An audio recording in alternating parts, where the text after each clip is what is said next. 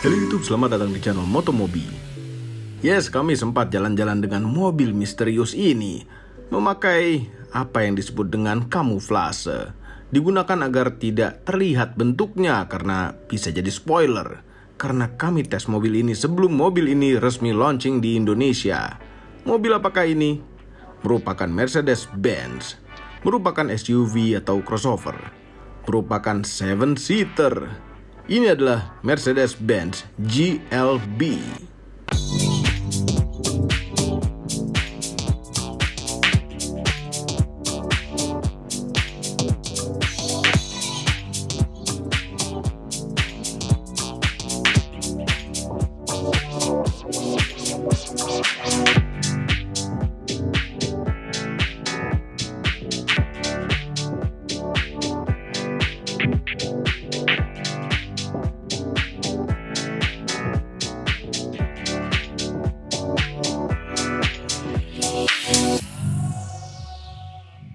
Sedikit sejarah tentang GLB.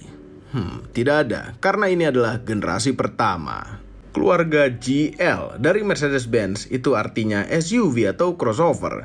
Dan setelah GL ada B-nya, yang berarti besarnya di antara GLE dan GLC.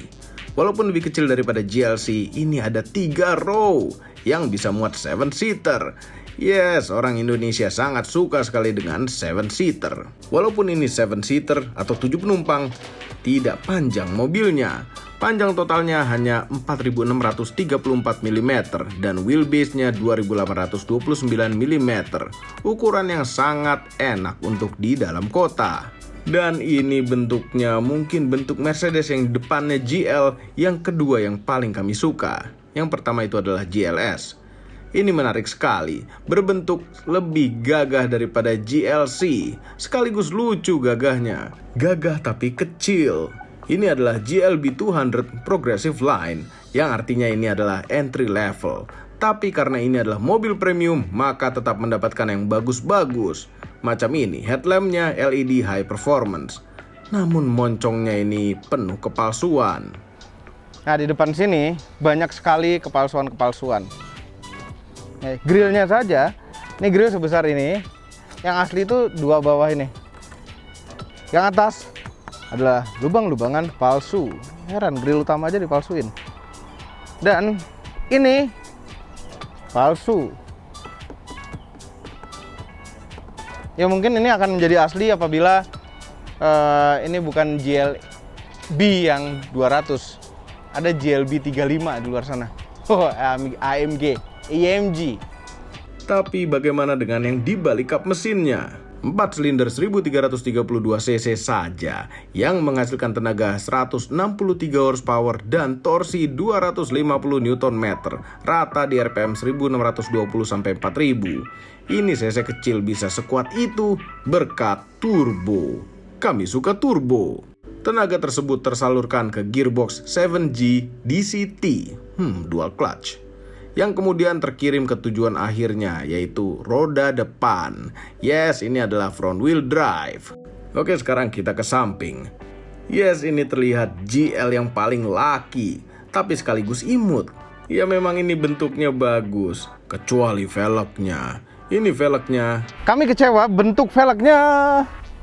Ini bentuknya simpel sekali. Saking simpelnya, jelek. Ini kayak apa ya? Kayak velg mobil hybrid gitu yang dengan perpaduan chrome silvernya dengan hitam, tapi nggak kena. Heran. Jadi nutupin remnya sekali. Ban depannya ini 235, tebal 55, velgnya 18 inch. Belakangnya juga sama. Kemudian belakangnya, benar seperti GLE atau GLS Mini. Lampu belakangnya LED semua, tapi belakangnya ini penuh dengan kepalsu-palsuan. Di bawah ada diffuser yang lebih untuk gaya, dan knalpot yang benar-benar hanya untuk gaya karena ini knalpot palsu. Belakangnya juga seperti Mini GLS jadinya. Walaupun susah ngeliatnya dengan kamuflase begini ya, tapi ini ada 2 knalpot yang dipegang tuh nggak panas sama sekali. Namun ternyata palsu ini. Aduh. Bisa buat naruh handphone. Kanan kiri lagi 2. Bikin malu. Sedih gitu. Kenapa aslinya ada di somewhere. Yuk. Lagi nunjuk-nunjuk dia kebuka. Jadi ini memang ada fungsi buka tutup tailgate pakai kaki. Sensitif loh, gampang. Oke. Nah, bagasinya ini luas sekali, 500 liter. Lega ya. Dan ada colokan-colokan seperti 12 volt power outlet. Nggak ada. Tidak ada 12 volt power outlet. Padahal itu sebenarnya sangat berguna. Selain untuk nge-charge handphone rahasia Anda, 12 volt power outlet di bagasi itu bisa untuk naruh kulkas kecil mungkin, yang sangat terpakai sekali. Ya kan? Nah, di bawah sini ada tempat untuk nyimpen kerai. Oke. Nah, untuk naikin lagi ini akan terkunci. Nah, ini akan terkunci. Untuk membuka kuncinya, tarik dulu yang merah ini. Baru.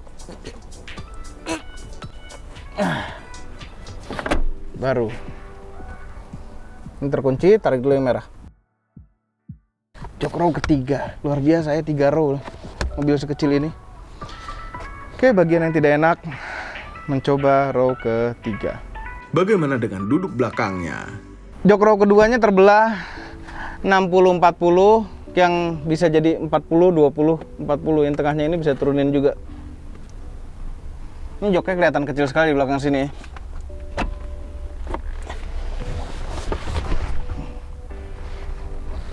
Badan kami tidak didesain untuk tahta terendah memang.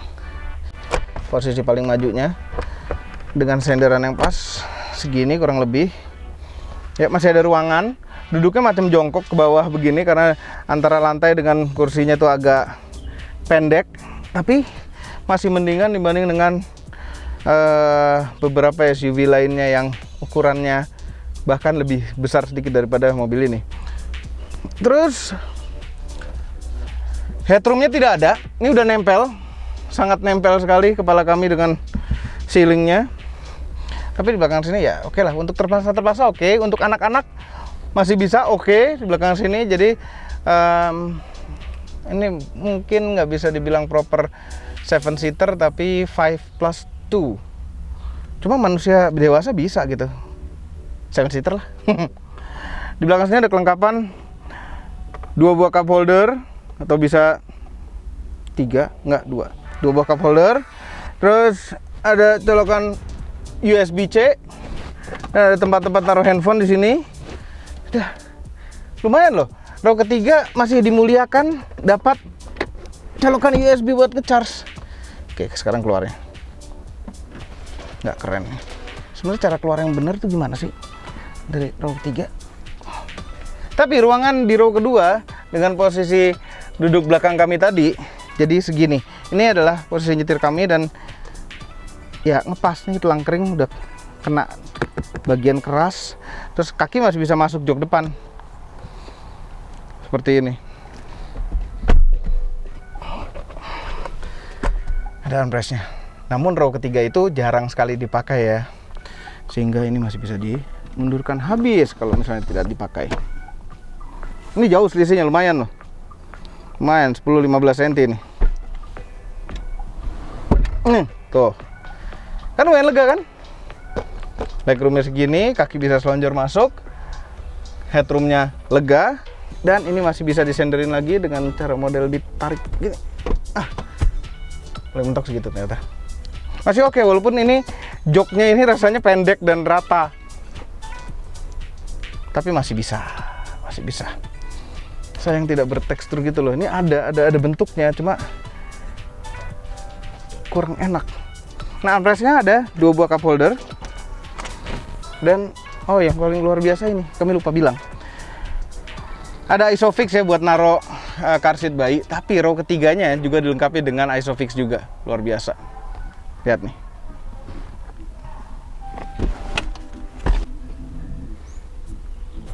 Oh iya, ini tengahnya nggak akan bisa nempel sini kalau misalnya yang kiri belum nyampe. Tuh, baru dia ikut-ikutan soalnya. Ini listener-nya kalau ini ditarik. Tuh pasti ikutan dia. Kepraktisan di belakang sini ada kantong pintu. Dan kantong pintu ini spesial. Dia masih bisa naruh sampai sini nih. Ini ada tempat rahasia di dalam sini nih. Ada tempat di sini, nggak tahu buat naruh apaan, terlalu kecil untuk naruh sesuatu, mungkin naruh koin. Buat apa bawa koin di belakang? Dan di bawah ada tempat-tempat lagi, terlalu kecil untuk naruh sesuatu juga seperti handphone gitu. Dan ada 2 buah colokan USB-C. Ini benar-benar zaman USB-C sekali nih, Mercedes yang udah MBUX ini. Pos tidurnya ada, tapi nggak terlalu mengganggu karena dia slim. Duduk tengahnya masih oke. Duduk bertiga rasanya juga masih oke, walaupun mobil ini lebarnya nggak terlalu ya. Ya memang untuk mobil-mobil Eropa dan beberapa mobil Jepang yang bagus-bagus, kulit sintetisnya ini bagus sekali. Kadang sangat susah sekali dibedakan dengan yang kulit asli.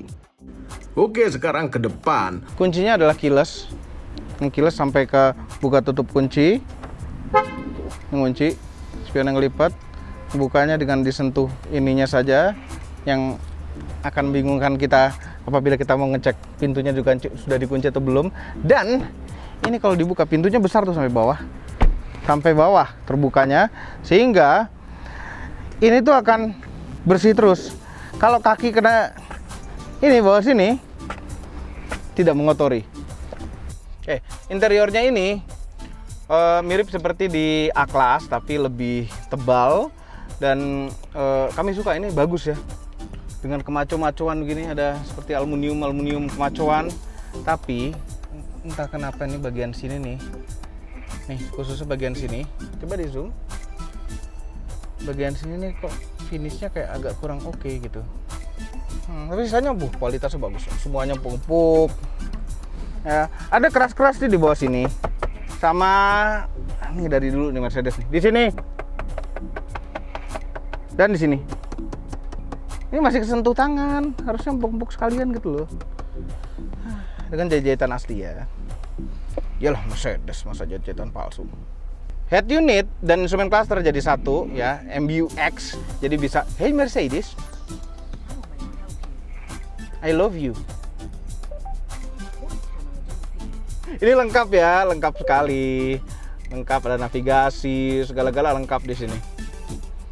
Ya, kami suka. Dan kontrol layar ini perlu dijelaskan lagi pada video ini, bisa dari touchscreen, bisa dari jempol kiri, bisa dari trackpad ini. Kan ada 3 cara pengontrolan. Terus kalau di sini ada MID-nya juga, bisa diatur-atur, itu dari jempol kanan. Jadi satu bersamaan dengan tempatnya cruise control. Kalau yang sebelah kiri, jempol kiri, jadi satu dengan urusan audio dan telepon. Sayang sekali colokan semuanya USB-C, nggak ada yang USB biasa, heran. Tapi kami sudah pintar, kami sudah beli kabel iPhone yang USB-C, jadi dicolok sini. Nah, segala fungsi-fungsi Mercedes tadi, navigasi dan lain-lain akan tergantikan oleh Apple CarPlay. Sayang sekali Apple CarPlay-nya tuh kecil ya, nggak seluruh layar, entah kenapa. Tapi jadi bisa Google Maps, bisa tahu traffic dan lain-lain. Oke, kembali ke menu Mercedes lagi. Ini banyak info-info di sini seperti biasa. Ada konsumsi, ada ini mesin power outputnya. Ada di sini. Ya, standar ya. Jadi standar di Mercedes-Benz sekarang. Terus ini kalau dibelok-belokin dikit, mereka tahu berapa derajat belok-beloknya. Ya. Di dalam layar ini juga ada kamera mundurnya. Iya, itu dia. Ada Riannya. Di kamera juga hitam loh, tetap. Nah, AC-nya ini bulat-bulat turbin gini, model yang sama seperti di A-Class juga. Nah, kami suka, ini keren dan terasa mahal. Matiinnya tinggal diputer begini. Terasa mahal sekali, kami suka. Start engine buttonnya ada di sini, dan ada auto start stopnya juga yang selalu kami matikan karena mengganggu. AC. Nah, bagian AC ini ada dual zone. Luar biasa, AC-nya dual zone. Ya biasa aja sih dengan mobil segini mahal. Dual zone. Menunya bisa dibuka dari sini. Dan ada pengatur arahnya juga, obviously. Single blower. Oke, nah ke bawah sini ada, ini bisa dibuka tutup. Isinya ada tempat-tempat, 2 buah cup holder yang bisa disempitkan. Jadi apabila Anda minumannya itu gelasnya kecil, terus ini ngerasa longgar, bisa seperti diperawanin lagi begitu, jadi sempit lagi. Nah kemudian ini ada trackpad yang untuk kontrol itu dan beberapa tombol-tombol khas mobil ini, seperti untuk parkir. Nah ini mobil dilengkapi dengan fitur parkir sendiri. Yes. Jadi apabila Anda malas parkir, mobil ini bisa memarkirkan. Kemudian ini ke menu settingan mobil, seperti mematikan ESP itu ada di layar, bukan dari tombol mana-mana di sini, enggak. Off, ESP off, ESP off. Terus ada bintang ini adalah tombol favorit yang bisa kita set buat apaan tombolnya. Terus navigasi juga ada shortcut di sini. Radio dan media ada di sini juga. Kembali ke kartunya dicopot. Terus telepon juga di sini melalui Bluetooth. Nah ini ada wrist rest, istirahat di sini ya. Sambil kita geser-geser trackpadnya. Ini trackpad ada kayak taptic feedback begitu. Nah ini bisa juga buat pegangan gitu, kayak kita kan kadang-kadang suka iseng megangin shifter gitu ya. Nah ini seakan-akan jadi shifternya, karena shifternya Mercy sudah lama melakukan ini, pindah transmigrasi ke kolom setir dengan model sama seperti combination switch, yang membuat apabila Anda baru awal-awal nyetir Mercedes-Benz akan kebalik-balik, ini disangka sen karena bentuknya sama persis. Ini ada tempat lumayan besar tempatnya, dan ada satu colokan USB-C lagi. Dilengkapi dengan electric seat yang lengkap fungsinya ya, dan 3 memory seat, dan ada lumbar supportnya yang bisa diatur posisinya. Sebelah kiri ada 3 memory seat juga. Gunanya apa? Mungkin 1 itu untuk istri Anda, 2 itu untuk pacar Anda, 3 untuk pacar 2. Ada ambient light, dan ambient lightnya ini bisa banyak warna. Tapi tanpa perlu ngoprek-ngoprek menu di sini, kita bisa tinggal bilang, "Hey Mercedes, ambient light to red."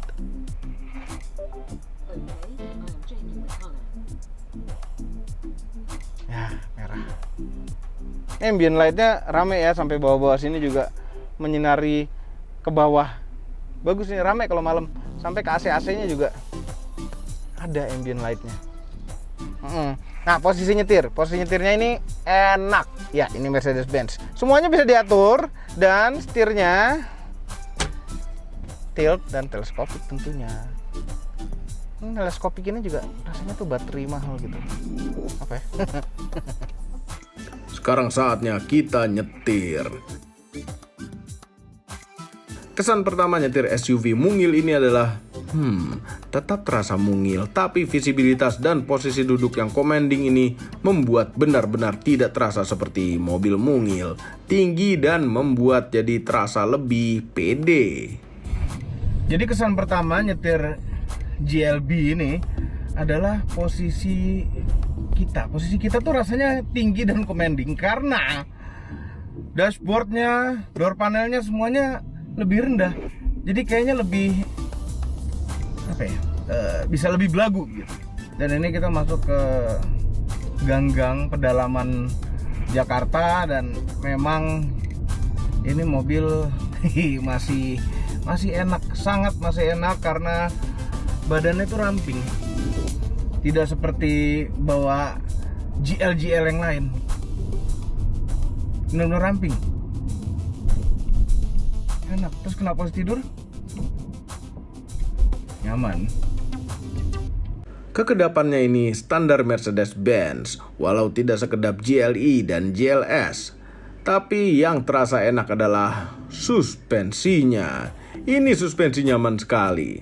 Ya, tidak senyaman GLE dan GLS, tapi ini adalah mobil yang kecil. Mobil kecil itu biasanya tidak bisa senyaman ini. Luar biasa suspensinya. Tapi apakah bisa belok? Maksudnya belok kencang? Beloknya tuh enak, nggak terasa belok, stabil. Jerman memang tim suspensi gini amat bagus. Heran. Yes, ini bisa melahap tikungan tanpa khawatir. Cukup stabil mobil ini, bisa belok kencang. Tapi apakah bisa berlari kencang dari mesin mungil ini? Jawabannya bisa. Memang tidak terlalu responsif, tapi tidak terasa underpower juga. 0 ke 100 km per jam klaimnya adalah 9,1 detik dan bisa mencapai kecepatan maksimal 207 km per jam. Ya, tidak pelan walaupun 1300 cc. Kalau di gaspol